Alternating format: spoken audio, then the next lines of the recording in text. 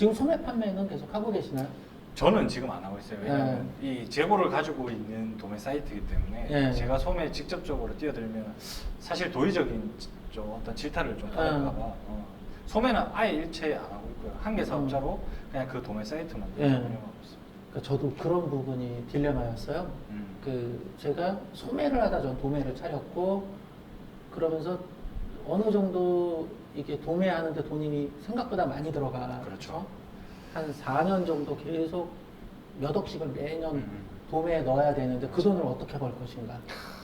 그래서 소매를 할 수밖에 없는데 또 소매에서 매출을 너무 끌어올려 버리면 우리 판매사들의 매출이 줄어드는 이 밸런스를 조정을 하는 게 어렵더라고요.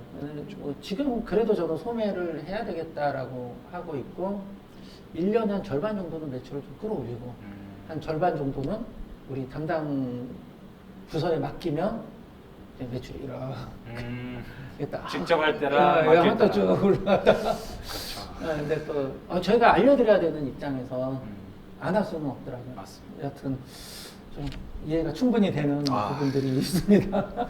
저 갑자기 눈물이 좀 나려고 제 마음을 너무 잘 알아주셔서 그럼 이제 본인의 경쟁력은 좀 전에 말씀을 해주셨고 노하우도 제가 들어보니까 적극성 그다음에 알아서 찾아서 계속 무언가 얻어내려고 하는 이런 게 잠깐 얘기를 했음에도 불구하고 막 느껴지거든요.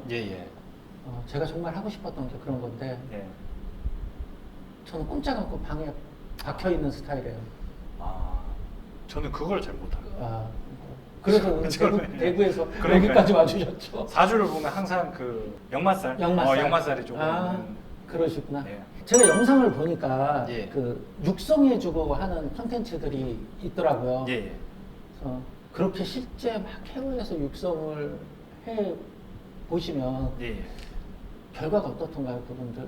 근데 사실 매출 달성은 뭐 대표님 잘 아시겠지만 시킬 수는 있어요. 문제는 이제 그 사람이 진짜 이 사업에 포커싱을 맞춰야 되는 부분이 뭔지를 체크를 하고 본인의 사업화를 시키고 지속 가능한 사업이 되게끔 나아가야 되는데 그 나아가는 부분이 사실 확률적으로 굉장히 드물죠.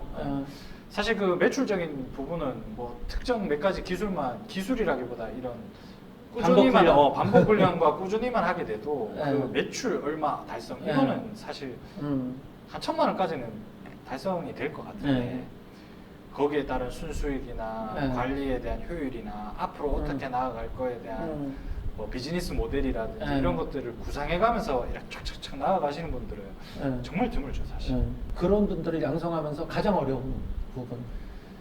제일 어려운 부분은 저도 일개 개인이다 보니까 제가 했던 방식을 강요하지 못할 때 예를 들어 뭐 자본이 없다 그럼 뭐 지원 사업 알아보든 아니면 대출을 받든 이 대출 받은 돈을 그 이율보다 훨씬 더 크게 굴릴 수 있는 어떤 능력만 있어 그거를 레버리지로 이용할 수 있다고 생각을 하는 중인데 대출을 받으라고 권할 수는 없잖아요. 권해야죠.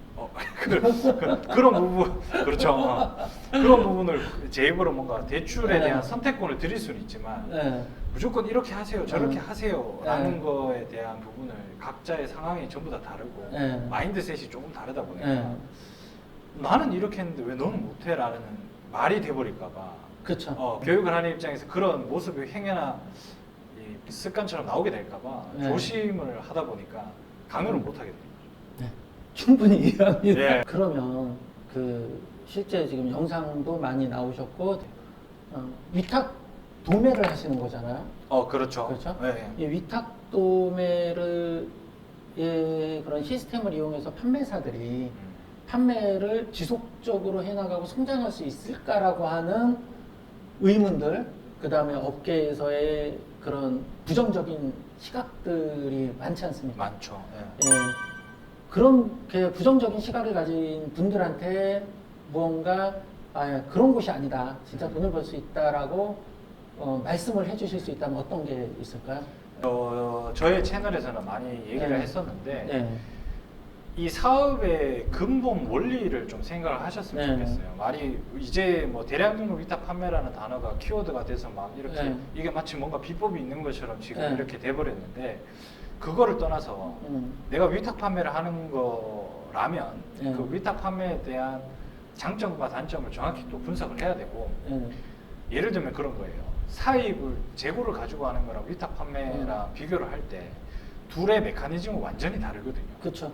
근데 사입을 했을 때 마진만 보고 위탁이 사입보다 못하다. 예.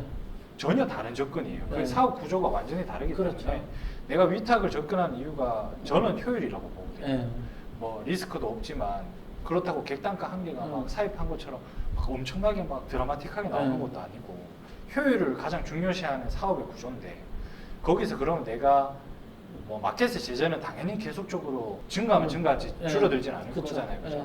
그럼 그런 걸 미리 알고 있다면 내가 근본적으로 이 대량 등록이든 그냥 위탁 판매든 대량 등록 위탁 판매든 이 업을 행할 때 과연 내가 로직이나 이런 걸 휘둘리지 않고 뭔가 1년, 2년이 지나도 매출이랑 순수익을 떠나서 남는 게 있는 사업을 해야지 된다고 저는 생각하거든요.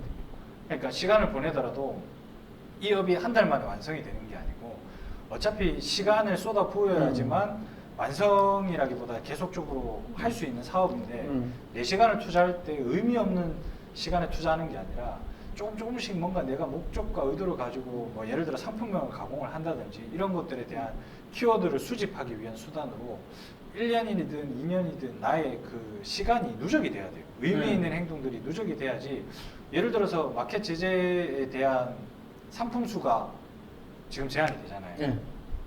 그럼 대부분 사람들이 막 쿠팡에 뭐 몇십만 개 올리고 이제 주문이 들어오는 그런 메커니즘 속에서 돈을 벌고 있었다면 당연히 그게 제재가 될 거라는 거는 다들 예측을 하는 부분이잖아요. 그렇죠.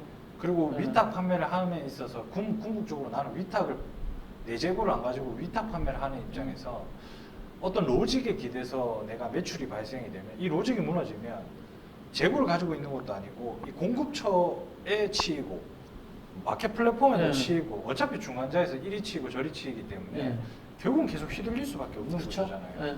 그래서 그럴 바에는 내가 중심이 되는 어떤 사업의 구조를 다시 짜라. 그래서 상품명 가공을 하고 그 가공된 키워드로 팔 수 있는 도면처 코드들을 다시 정렬을 하고 그리고 이런 키워드들이 특정 마켓에서 주문이 들어오는 것들이 있다면 그런 키워드들을 마켓별로 시즌별로 월별로 다 데이터를 축적을 하고 그렇게 1년, 2년의 시간이 지나다 보면 위탁으로 안 되더라도 그리고 행여나 사입을 가더라도 그렇게 준비한 사람이 물건을 사입을 하는 데에 대한 효율보다 아무것도 모르는 사람이 사입을 했을 때 효율이 더 떨어질 수밖에 없다고 저는 생각이 들거든요.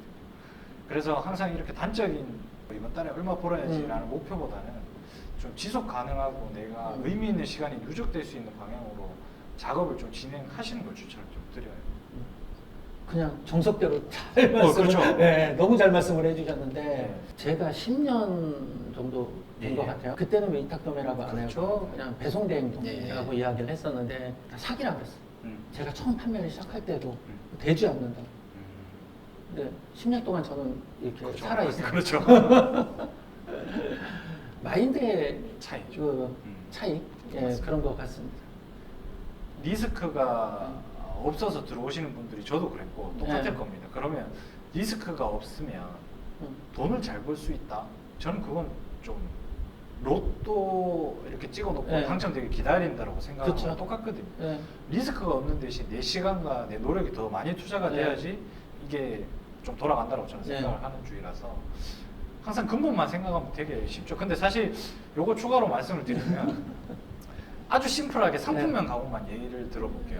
어떤 사람들은 이 도매처의 원상품명에서 가공을 했지만 좀 유입이 많게 하기 위해서 처음에 1차 가공을 할 때 여러 키워드를 붙이시는 분들도 많죠. 그렇죠. 근데 이제 이제 대표님은 워낙 이제 뭐 기라성 같은 선배님이시니까 다 봤을 거 아닙니까? 자, 이렇게 키워드를 붙이면 1차적으로 빨리 좋은 효과를 얻을 수는 있겠죠. 근데 그 다음 스텝이 없는 거죠. 왜냐면 이렇게 붙인 키워드 중에서 어떤 걸 타고 들어왔는지 모르니까. 그렇죠. 근데 이제 제가 계속 얘기를 하는 건 그거죠. 저는 이 방법도 써보고 저 방법도 막 쓰잖아요. 대부분 셀러들이. 키워드가 제가 단일 가공을 하라고 말하는데 사람들이 이렇게 얘기를 하면 예를 들어서 뭐 틀니 보관함을 소품 케이스로 바꿨어요. 보통 근데 소품 케이스 뭐 붙이잖아요. 근데 이 붙이지 않고 단일 키워드로 하면 사실 주문 들어올 확률이 굉장히 줄어들겠죠. 줄죠. 그리고 그거를 소품 틀니 보관하면 소품 케이스, 뭐 플라스틱 케이스 뭐 이런 식으로 오차까지 가공하려면 시간도 많이 걸려요. 예. 근데 이게 저는 로우 데이터라고 생각을 하거든요. 예. 그러니까 로우 데이터는 최대한 분석이 가능하게 간결하게 만들어야 된다고 네. 생각을 하는데 대부분 그 가는 과정까지 주문도 안 들어오고 너무 의미 없는 행동들이 시간이 많이 된다고 생각을 하니까 네. 못 버티시는 분들이 많죠. 그러니까 저는 그 근본적으로 상품명 가공에 그 부정적인 사람. 예. 그러니까 하지 말라는 얘기가 아니라 그렇죠. 상품을 안 팔아본 상태에서 상품명을 가공한다는 건 불가능하다. 그거는 당연하죠. 예. 여러분들한테 상품명 가공하는 방법을 알려드리면 아주 잘 돼 있는 상품명을 이상하게 꽈버리죠. 조금 전에 말씀하신 거 막 뒤에 붙여가지고 실제 저희나 뭐 이쪽에 잘 팔았던 분들 같은 경우는 어느 마켓에 어떤 상품 코드의 상품이 무슨 단어로 들어왔는지를 정확히 갖고 있거든요. 지금은 이 서비스가 중지돼서 10년 이후에 그 서비스가 중지돼서 못 받고 있는데 갑갑하죠. 그 이전까지는 그 데이터를 다 봤어요. 그러면 정말 좋죠. 그렇죠. 그래서 그렇게 쌓아놓은 게 뭐 20만 개, 30만 개. 그래서 지금 뭐 이게 아이템 스카우트 뭐 이렇게 키워드 추출기 같은 게 대부분 사내에 다 라이브러리라고 저는 이야기를 하는데 소카테고리 단위의 라이브러리들이 있거든요. 요걸 가지고서 상품명을 만들어서 썼기 때문에 우리가 돈을 벌 수 있었던 건데 이거는 잘 모르시더라고요. 이런 툴들을 가지고 계신 분들은 예. 제가 하고자 하는 결론은 쉽게 도달하시는 거죠. 근데 이제 초보 셀러분들은 그런 스킬이 많이 누군가 그렇죠. 제공해주지 않으면 예. 많이 없다 보니까 이런 근본적인 이해를 돕기 위해서 제가 잘게 쪼개서 말씀을 드린 거고 예. 대표님 같은 그런 기능을 개발할 수 있는 어떤 그런 것들이 있다면 사실 붙여놓고 나서 그 데이터를 체크만 하면 되는 수준이니까. 지금 같은 경우는 또 볼 수 있는 곳은 있어요. 이베이 광고센터에서 그렇죠. 유입되는 상품별 데이터를 정확히 볼 수 있거든요. 예. 근데 그것들 안 보시더라고요. 예, 왜 그러시는지 잘 모르겠는데 다음에 제가 영상으로 한번 올려보든지. 예. 좀 그렇습니다. 여하튼 그 상품명 가공 이야기 시작하면 끝이 없으니까. 그렇죠. 제 입장은 처음에는 굳이 가공하지 않았으면 좋겠다. 그거는 저도. 몇 개월 정도 이렇게 좀 훈련을 좀 하신 이후에 가공을 시작해도 늦지 않는다. 저도 이제 예. 셀러들한테 얘기하기를 가는 프로세스가 이렇다 할 뿐이지 예. 솔직히 가공한다고 해서 하루에 5,000개를 다 할 수 있는 게 아니잖아요. 그렇죠. 근데 그 가는 동안 손가락 빨고 있을 수는 없으니까 예. 그냥 있는 상품 그대로 판매를 해보시고 어떻게 그래도 주문이 들어오고 네. 이런 걸 한번 한 사이클 돌아보시면서 판매를 지속하시면서 부수적으로 이제 가공 네, 작업을 네. 해 나가시는 방향을 설명을 드립니다. 예. 그게 답인 것 같습니다. 이거는 정답입니다. 그러니까 이게 뭐 대량 등록이라 그래서 특별히 비결은 없는 것 같고, 그렇죠. 그다음 상품명 가공이라 그래서 특별히 어떤 노하우가 처음부터 생기는 건 아니고, 요즘에 뭐 무슨 뭐 블루 키워드, 레드 키워드, 뭐 큰 키워드, 작은 키워드 막 이런 이야기가 있는데 그걸 어떻게 알겠어요, 여러분? 알 수가 없잖아요. 맞아요. 본인이 해봐야지 하는 거고, 그때까지는 좀 시간이 필요한 게 아닐까 이렇게 생각을 합니다.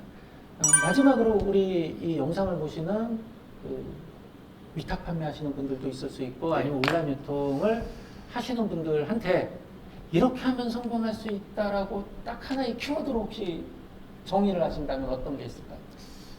데이터의 누적. 데이터의 누적.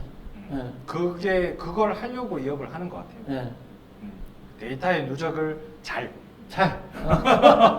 잘이 너무 어렵다. 그죠? 그 방법이 너무 많기 때문에. 네. 근데 약간 좀 이 모든 업이 그렇지만 로우 데이터를 잘게 쪼개고 거기서 내가 원하는 키워드 뽑고 요걸 조합해보고 수많은 테스트를 거쳐서 거기서 내가 얻은 피드백이 정답이거든요. 그쵸. 그래서 내가 소비자한테 얻은 피드백이 가장 완벽한 정답이기 때문에 그걸 토대로 이제 데이터를 누적을 해 나가시면 절대 무너지지는 않을 거라고 저는 생각이 들거든요. 거기에 이만큼 더 붙는다 그러면 꼭 참고 버티기. 버티는 거는 뭐 제가 대표님 앞에서 할 말은 아니지만 진짜 이쪽 업계에서 버티기만 해도 그렇죠. 버티기만 해도 정말 많은 것들을 얻을 수 있지 않을까. 감사합니다. 대구에서 무려 서울까지 오셔가지고 인터뷰에 응해주신 우리 대표님 너무 감사드리고 다음에는 제가 이 코로나 풀리면 이렇게 몇 번 모셔놓고 간담회식으로 기획을 예. 하고 있으니까 그때 초대하면 꼭 참석을 해주십시오. 예, 알겠습니다. 네, 감사합니다. 네, 감사합니다. 네.